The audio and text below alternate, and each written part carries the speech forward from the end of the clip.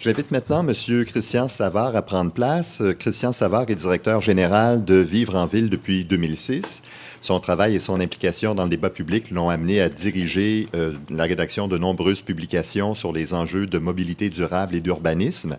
Il est fréquemment sollicité par différentes instances des secteurs privés, publics et associatifs sur nombre d'enjeux dans le cadre de comités de réflexion ou de l'élaboration de politiques et de programmes. Monsieur Savard est titulaire d'une maîtrise en aménagement du territoire et développement régional.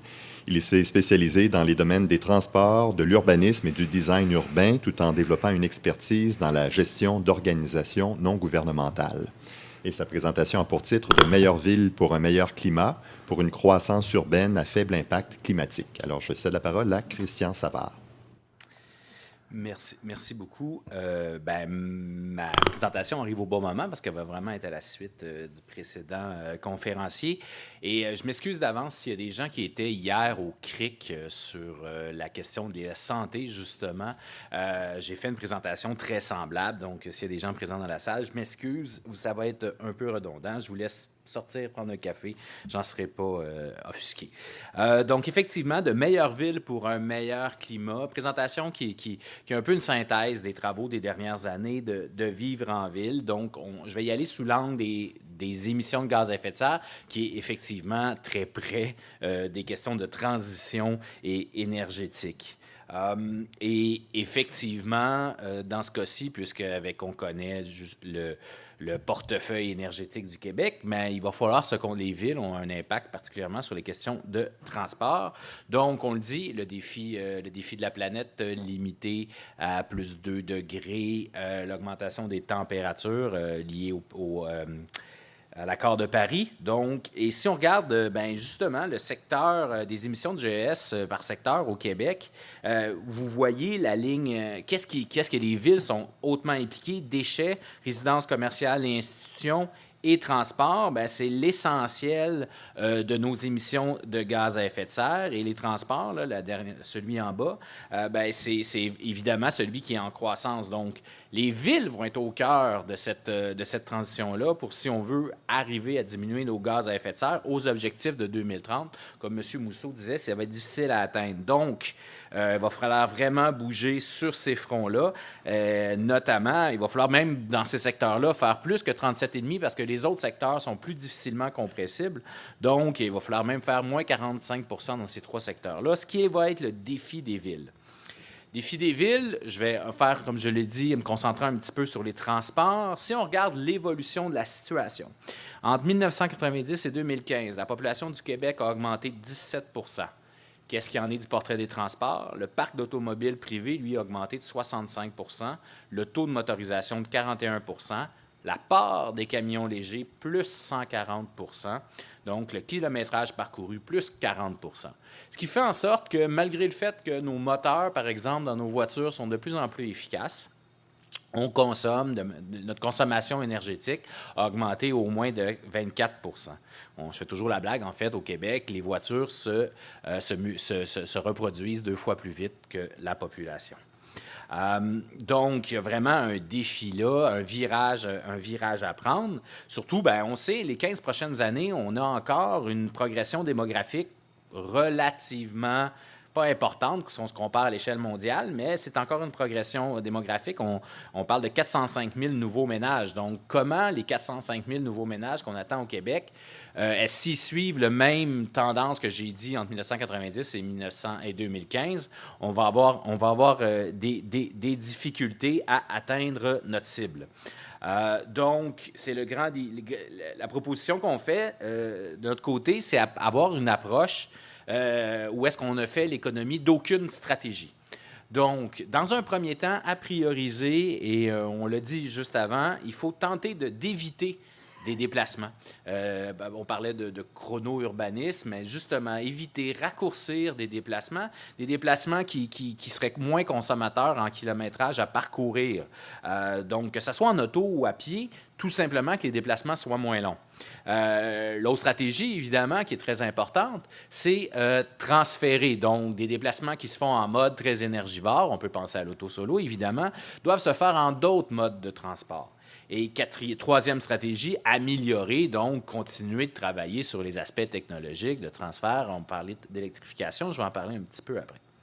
Donc, on parlait de l'impact, parce que des fois, quand on parle des transports, on voit la route, ou on voit le transport en commun, ou on voit le déplacement, mais la vérité, c'est que le fondement, c'est comment on habite le territoire. Et ici, vous avez un bel exemple de deux villes qui sont peut-être des caricatures chacun de leur côté, mais qui démontrent bien ça. Vous avez d'un côté Atlanta, donc zone métropolitaine, 5 millions de personnes, qui, pour ces 5 millions-là, occupent 4280 km². Ces émissions de gaz à effet de serre par personne reliée au transport est de 7,5 tonnes. L'autre côté, la ville européenne très compacte, Barcelone, 5,3 millions dans la région métropolitaine, donc des villes comparables en termes de population. Son impact en gaz à effet de serre, c'est de 0,7 tonnes, donc 10 fois moins d'émissions de gaz à effet de serre à Barcelone qu'à Atlanta. Donc, on voit comment la forme d'une ville et son étalement a un impact immense sur les questions de consommation énergétique et d'émissions de gaz à effet de serre. C'est un peu un incontournable. Cette situation-là se confirme dans les études qui ont été faites au Québec. À titre d'exemple, dans la région de Montréal, on voit que sur l'île versus les premières couronnes versus la grande couronne, l'île est beaucoup moins émettrice de gaz à effet de serre, de l'ordre d'au moins 50 %. Donc, on voit l'importance que joue la distance et le type de développement urbain qu'on y fait. À Québec, cette tendance-là se confirme. L'étude justement faite par le CRAD de l'Université Laval sur les émissions de gaz à effet de serre, en jaune, moins émetteur, en rouge, très émetteur. C'est presque fascinant de voir aussi que ça suit presque les lignes de métrobus de la ville. Donc, la forme urbaine a un très grand impact. Pour ceux qui sont très intéressés justement par les questions d'efficacité énergétique et de prendre finalement sur le cycle de vie, graphique compliqué qui dit à la fin, si je reviens à cette diapo-là, qui dit, tu prends une maison unifamiliale isolée dans une banlieue classique qu'on fait actuellement, tu lui mets les meilleures technologies d'efficacité énergétique, tu mets à ses moyens de transport les meilleures technologies d'efficacité énergétique, ta consommation de BTU là, est de 158, ce que vous voyez à gauche. Tu prends maison rangée, multiplex, placée à proximité du transport en commun, mais tu ne mets pas d'efficacité énergétique, tu fais ça, tu le construis mal à la limite, bien, ta consommation est quand même diminuée. Donc, ça démontre l'impact du secteur des transports, encore une fois, sur notre consommation énergétique. C'est une étude faite par EPA américain, très intéressante, qui démontre que quand on prend des choix, il faut regarder l'ensemble du portrait. Donc, d'autres études qui démontrent le même genre de choses. On a parlé de mixité des fonctions, où on démontre que dans un environnement mixte, on a 45 % moins de kilomètres parcourus. La proposition, je suis là à essayer pour proposer des pistes, qui est un vaste programme, où est-ce qu'on assoit sur 5 principes. D'abord, s'assurer du caractère exemplaire de chaque nouvelle construction. Je l'ai dit, on attend 400 000 nouveaux ménages au Québec. Est-ce que on sait qu'on a peut-être fait des erreurs dans le passé. Est-ce qu'on peut, pour le futur, ne plus répéter ces erreurs-là et être exemplaire, que ce soit dans la localisation, dans la manière qu'on construit pour ces 400 000 nouveaux ménages-là? 2, bien, consolider les milieux dont le bilan carbone est bon. Je vous l'ai montré, les milieux où le bilan carbone est bon. Bien, il faut profiter de la croissance qu'on a dans les prochaines années pour s'en servir pour levier, pour aller dans la bonne direction et non pas dans la mauvaise direction. Et peut-être même qu'on peut se servir de cette croissance-là pour réparer des secteurs qui ont du potentiel, qui ne sont pas loin, là, justement, de réussir à réduire les distances parcourues. Donc, réparer les milieux au bas potentiel de requalification. 3, choisir les infrastructures qui libèrent du carcan des énergies fossiles. C'est le fameux carbon lock-in qu'on parle souvent quand on parle de pipeline. Si on construit un pipeline on n'en construira pas finalement, mais si on avait construit un pipeline entre les champs de sable bitumineux puis l'est du continent, on aurait fait une pression à continuer à développer les sables bitumineux et à augmenter nos GES. C'est la même chose en matière d'aménagement urbain. Si on construit des infrastructures de type autoroutière, on va induire un développement de type autoroutier. Donc, il faut faire les bons choix d'infrastructures. Évidemment, c'est un clin d'œil au débat sur le troisième lien à Québec. Aussi, profiter au maximum d'éco-bénéfices. C'est une chose de diminuer notre consommation de pétrole, mais diminuer sa consommation de pétrole a un impact sur notre qualité de vie, mais pas sur toute notre qualité de vie, pas sur tous les enjeux. Donc, faire en sorte que les solutions qu'on préconise vont contribuer à la transition énergétique, mais vont également contribuer à d'autres aspects de notre vie.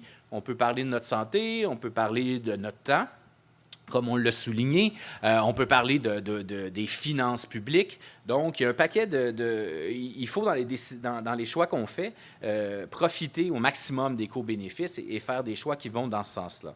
Donc, il y a un plan qu'on propose, c'est 5 x 5 pour les villes, 5 stratégies, 5 actions. Je vais résumer en m'attardant sur quelques-unes.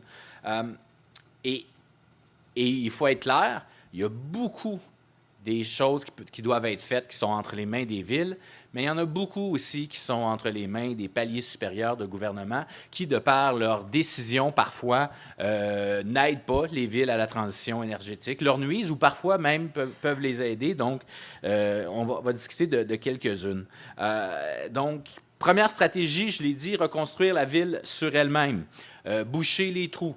Densifier aux endroits où il y a du bon transport en commun, mais que c'est peut-être pas assez dense, donc il n'y a pas assez de gens qui peuvent en profiter. Donc, une des grandes choses pour y arriver, c'est reprendre la responsabilité de la planification urbaine. En Amérique du Nord, on fait un urbanisme de promoteur, c'est-à-dire qu'on attend les propositions des promoteurs puis on s'ajuste, un peu comme on l'a fait à travers la production d'énergie. On a tendance à faire un urbanisme de promoteur où on n'ose pas la planification. Il faut oser à nouveau la planification urbaine afin de prendre des bonnes décisions. On sent les choses changent, mais peut-être pas tout à fait. Intégrer la lutte contre les changements climatiques aux documents d'urbanisme.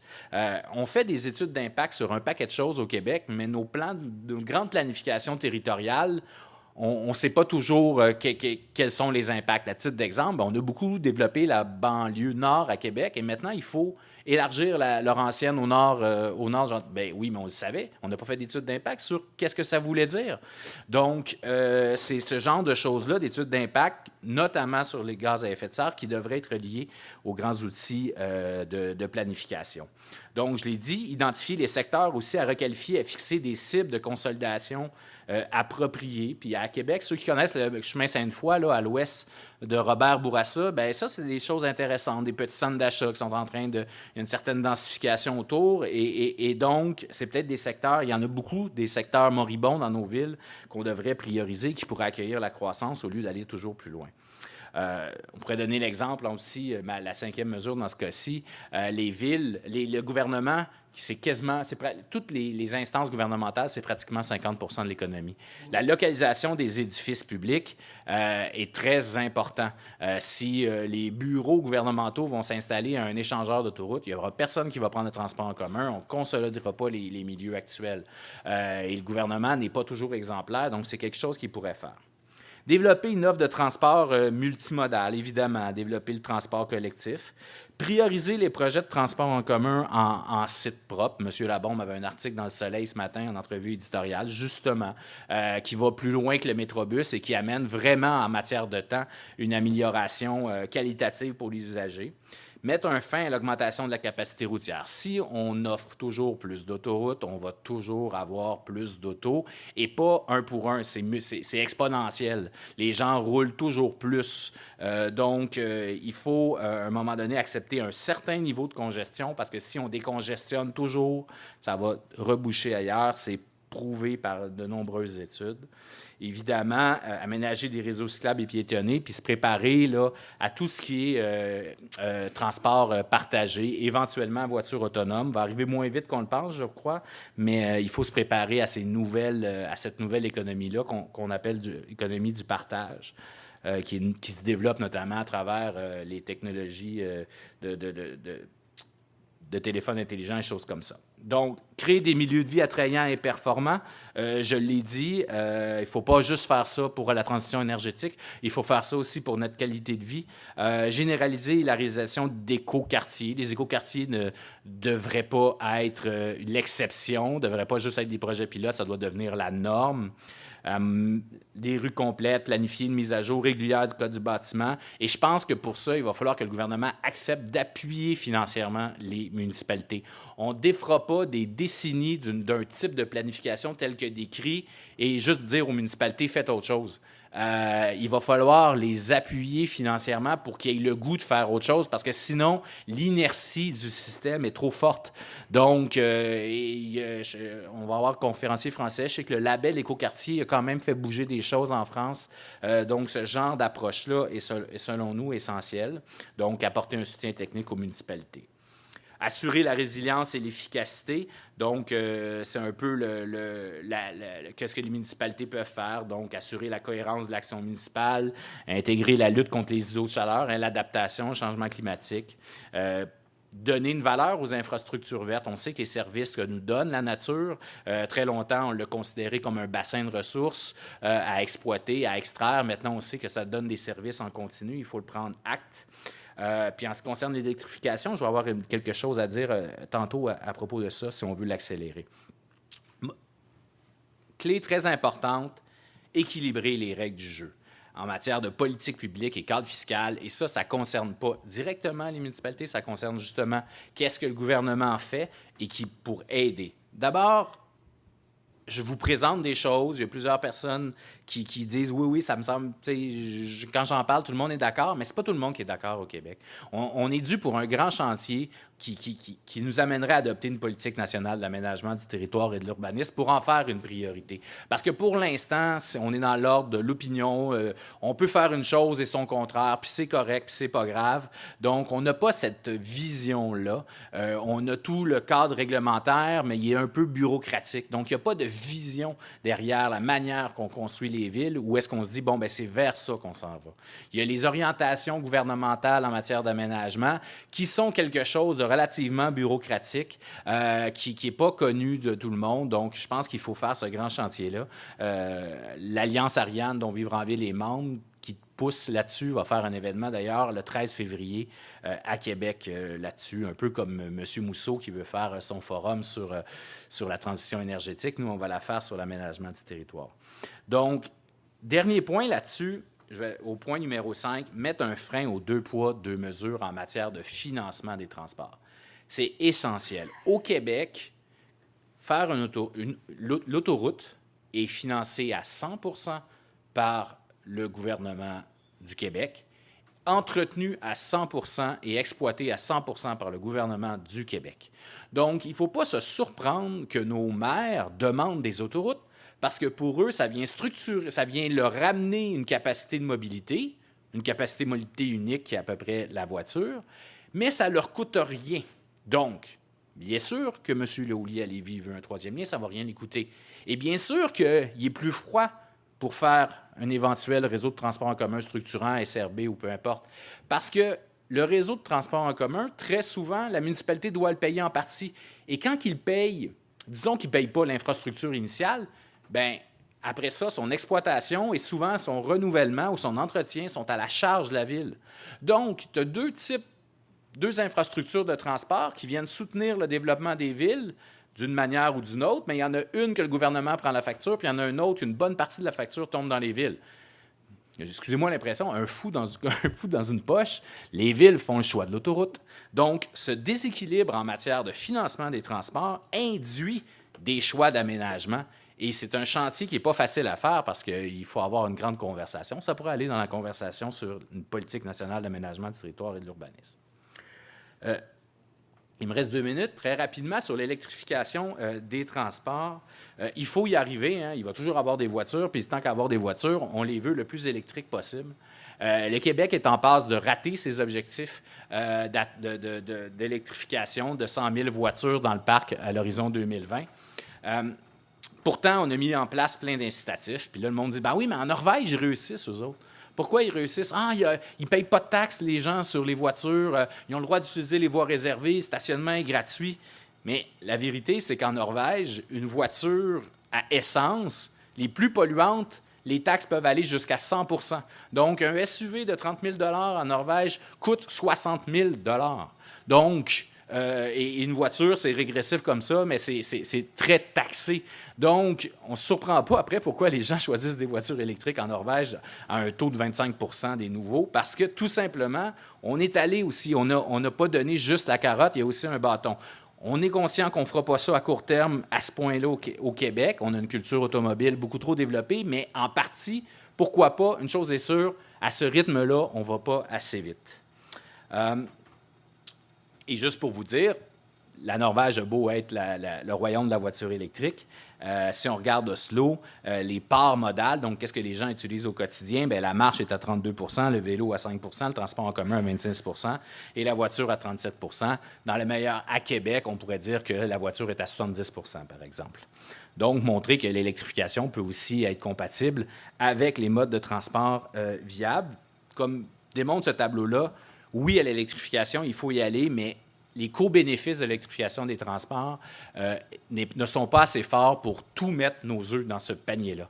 Il faut vraiment avoir une approche globale qui va aller nous chercher d'autres co-bénéfices. Donc, la croissance à faible impact, donc éviter de transférer, bien, elle va contribuer à réduire la congestion, elle va contribuer à être moins lourde sur les finances publiques à long terme, contribuer à notre qualité de vie, questions comme ça. La voiture électrique, oui, mais ces co-bénéfices sont moins importants.